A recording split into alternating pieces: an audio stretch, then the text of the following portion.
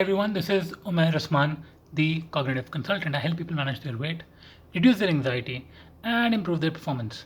And today is the fourth and the last video in the series about dealing with performance anxiety. And the fourth and the last way in which I suggest one should deal with performance anxiety is to simply put in the work. Now, I know that sounds simple, but hear me out. First thing is to set the goal. For example, if you are doing an assignment, you have to have a goal of the grades and what time you will finish the assignment on. You must have that goal because that is it is from the goal that all your efforts will arise from. Once you have a goal, you know how much you have to work, how you have to work, and everything like that. So your goal has to be a starting point. If you're practicing for a sports match, you have to have a goal of how much you want to achieve in that sports match. Or if you're going for a business meeting, you have to have a goal on what you want from that business meeting. It has to be concrete. It can't be wishy-washy. It can't be, let's see what happens. Because if you have this thing in mind, let's see what happens, then, well, anything can happen. So set a goal and set a concrete goal, definable goal, measurable goal, okay? A SMART goal, as they say. Then once you have that goal, you schedule your work, you schedule your practice. So what does that mean? If you want to perform at a certain level on a sports event 1 month from now, once you have that goal in mind, you can break it down and schedule your practice, your sessions, or whatever it is. If you have an assignment that you have to give in, once you have that goal and the time that that goal requires, you can break down your efforts and put in work every single day, and you know exactly how much you have to put in, so you can eventually reach that goal at that point, at that time.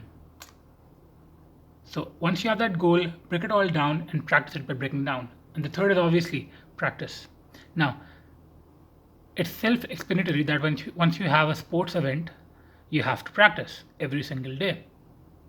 But then again, I suggest practice even for a business meeting. I suggest practice even for giving a presentation. You should practice even while you're negotiating. There should be some kind of practice prior to that event that you're looking forward to. Some kind of practice, essentially daily as much as you can. Even if you're going to give an exam, and this is what I used to do, you practice writing down the exam. You practice writing down the answers. So practice. Whenever you have to perform anything, practice. Don't be anxious. Detach yourself from the outcome and practice as much as you can. And obviously, the fourth thing is, once you're doing all the practice, when you're setting goals, you're working on your schedule, remember, schedule in some time to rest. Always schedule in some time to rest. You must de-stress. You must take time off, especially if you have a long-term goal that you're working towards. You're surely going to meet some kind of hardship, some kind of blockage. You're going to fail perhaps in the short term from time to time. You may fall down. You have to pick yourself up again, whatever it is.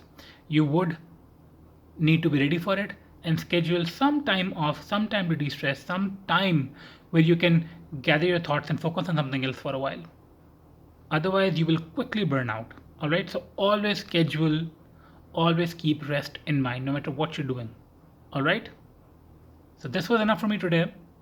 This was Umair Rasman, the cognitive consultant, and I will see you next time.